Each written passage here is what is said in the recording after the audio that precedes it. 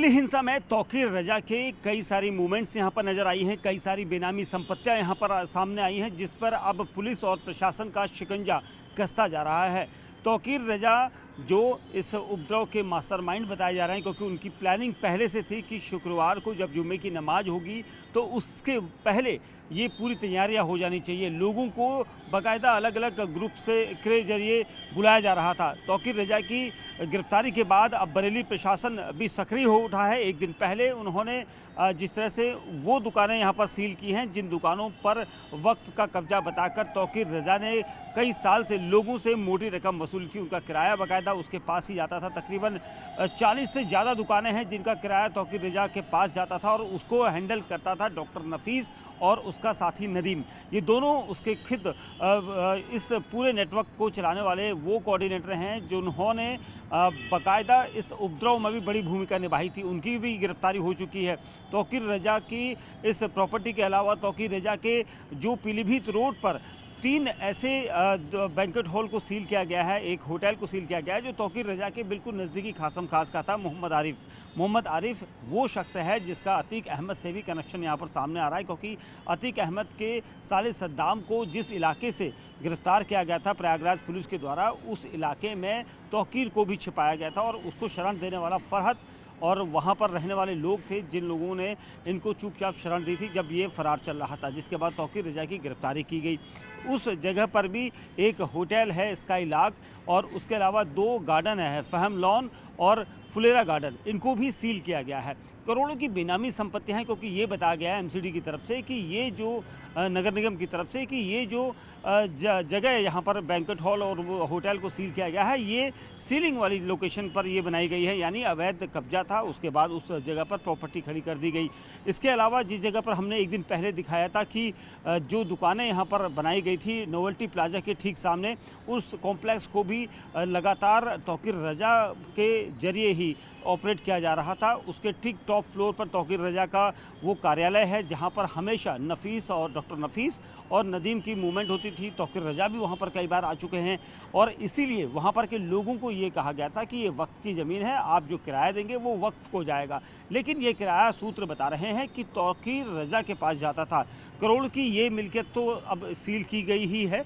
उसके अलावा तौकीर रजा की तकरीबन 40 से ज़्यादा ऐसी प्रॉपर्टियां हैं जो बेनामी संपत्तियां हो सकती हैं और इसलिए उनकी तलाश यहां पर शुरू की जा चुकी है। कई बेनामी संपत्तियों पर बुलडोजर एक्शन भी होगा आने वाले समय में, ये भी अब कवायद होने लगी है, क्योंकि एक दिन पहले जिस जगह पर जिस दुकान पर यह कहा जा रहा था कि यहाँ पर बुलडोजर एक्शन होगा या हो सकता है भविष्य में, तो उसको लेकर भी तैयारियाँ चल रही हैं। हालांकि अभी भी जो प्रशासन है वो लिस्ट बना चुका है उन लोकेशन की जहां जहां पर तौकीर रजा के अपने अवैध रूप से निर्माण हैं या कंस्ट्रक्शन है या प्रॉपर्टी हैं या ऐसे मैरिज हॉल हैं जिन पर वो शिकंजा कर सकते हैं। क्योंकि अब तक जो जांच आई है उसमें पुलिस ने साफ तौर पर कहा है कि उपद्रव एक बड़ा प्लानिंग थी, बड़ी साजिश थी, जिसमें ज़िले से बाहर के लोग बुलाए गए थे, उसमें कई लोग बाहर दूसरे राज्यों से भी बुलाए गए थे। ये भी यहाँ पर सामने आ रहा है। तकरीबन 40,000 लोगों से ज़्यादा लोगों को इस प्रदर्शन में शामिल होने की प्लानिंग कर रहे थे ये लोग, और उसमें से कितने लोग आए ये फिलहाल पुलिस काउंट कर रही है। वहीं अलग अलग लोकेशन तय की गई थी जिसमें 6 लोकेशन ऐसी थी जहां पर प्रदर्शन किया जाना था और इसीलिए यहां पर ये पूरी प्लानिंग का चिट्ठा जो है पहले ही लिखा जा चुका था। उसकी स्क्रिप्ट पहले ही बना दी गई थी कि बरेली में शुक्रवार को आई लव मोहम्मद के जो पोस्टर्स लेकर लोग निकलेंगे उसकी आड़ में प्रदर्शन करेंगे। उसके अलावा उस प्रदर्शन के बीच में ये सारा हंगामा होना था और इसी हंगामे को लेकर प्रशासन मुस्तैद था। तकरीबन 6,000 के आसपास डिप्लॉयमेंट था पुलिस फोर्स का, अलग अलग कंपनियों को तैनात किया गया था। उसके बाद अलग अलग कंपनियां आज भी मौके पर तैनात हैं, क्योंकि बरेली में इंटरनेट सेवा को 3 दिन बंद रखा गया था, इसलिए ताकि सोशल मीडिया पर बैड एलिमेंट्स इस तरह की एक्टिविटी को ना कर सकें, किसी को ऐसे भड़काऊ मैसेज ना भेज सकें, इसके लिए इंटरनेट सेवा को बंद रखा गया था। पुलिस ने ये कहा है एक दिन पहले प्रेस कॉन्फ्रेंस में कि अब तक 55 लोगों की गिरफ्तारी हो चुकी है। 55 के बाद अब कुछ और लोग यानी 55 से ज़्यादा लोगों की गिरफ्तारी मानी जाएगी, क्योंकि आज शाम को फिर एक बार प्रेस कॉन्फ्रेंस होगी। सबसे अहम चीज़ ये इस केस में कि पुलिस कर्मियों को टारगेट करके फायरिंग की गई थी। कारतूस मिले हैं, तमंचा मिल रहे हैं, पेट्रोल की बोतलें मिली हैं जिनसे पेट्रोल बम का बनाकर पुलिस पार्टी पर फेंका जाना था। मतलब प्लानिंग पहले से थी, साजिश पहले से थी और ये सारी चीज़ें इसलिए क्योंकि सिर्फ आई लव मोहम्मद के जो पोस्टर्स थे उसकी आड़ में यहाँ पर कुछ ऐसे लोग इस पूरे नेटवर्क को अंजाम देना चाहते थे ताकि बरेली शहर में पूरी तरह से हिंसा हो, बरेली शहर में तनाव हो, और इसीलिए यहाँ पर पुलिस पार्टी को, पुलिस बल को पहले ही ये सारी चीज़ें मिल चुकी थी, जिसके बाद सामान्य हालत बनाने के लिए पुलिस बल लगातार तैयार था। अब तौकीर रजा की गिरफ्तारी हो चुकी है, तौकीर रजा न्यायिक हिरासत में जेल भेज दिया गया है। उसके साथ ही उसके जो नज़दीकी, सबसे नज़दीकी नदीम को जेल भेज दिया गया है। नफीस की गिरफ्तारी, यहाँ पर सूत्र बता रहे हैं कि नफीस की गिरफ्तारी हो चुकी है।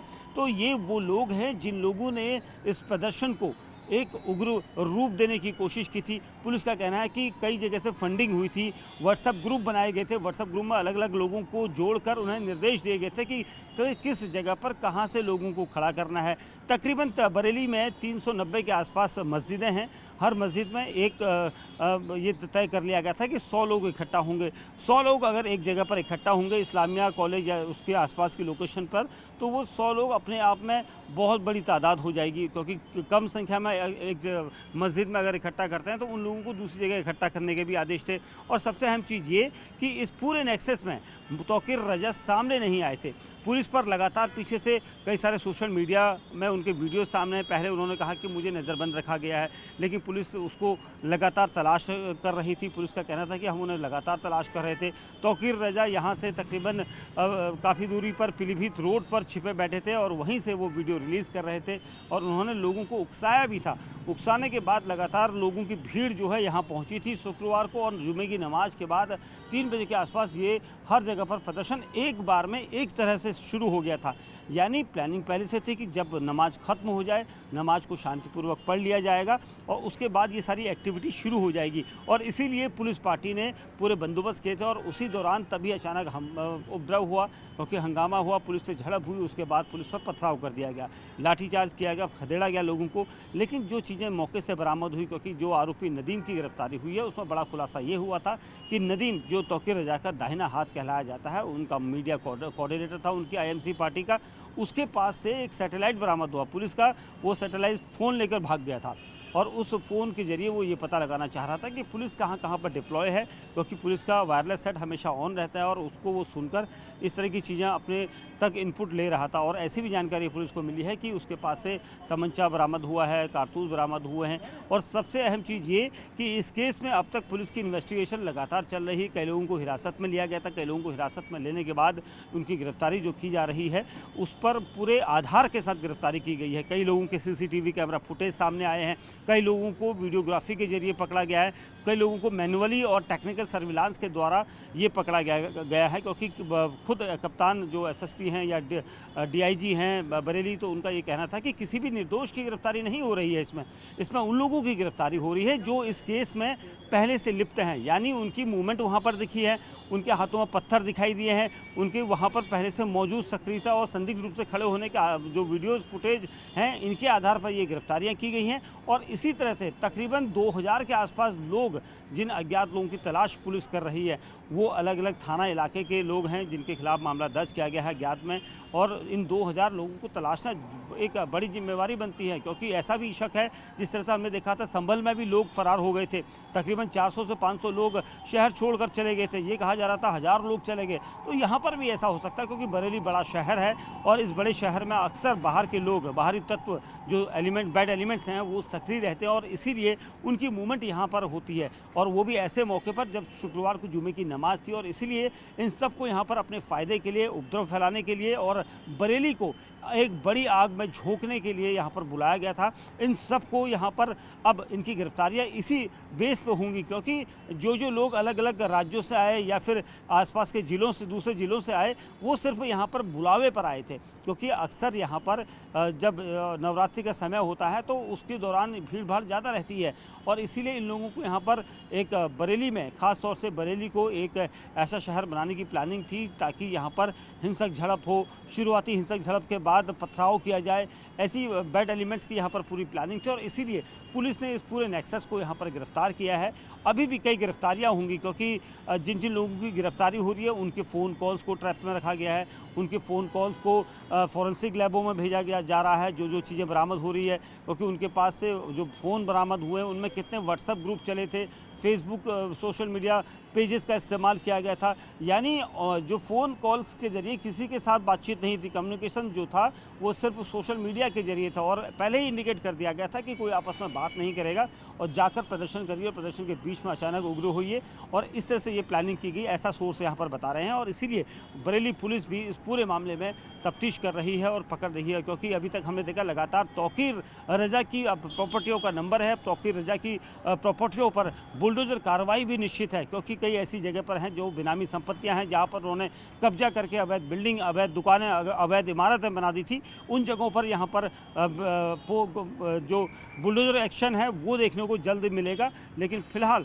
कागजी कार्रवाई यहाँ पर तैयार की जा रही है और पुलिस का कहना है कि गिरफ्तारियाँ भी होंगी। प्रशासन अपनी तरफ से दूसरी चीज़ें यहाँ पर तलाश रहा है ताकि उसकी बेनामी संपत्तियों को यहाँ पर उजागर किया जाए, उनकी बेनामी संपत्तियों पर बुलडोजर एक्शन हो, उनकी बेनामी संपत्तियाँ यहाँ पर जब्त की जाए।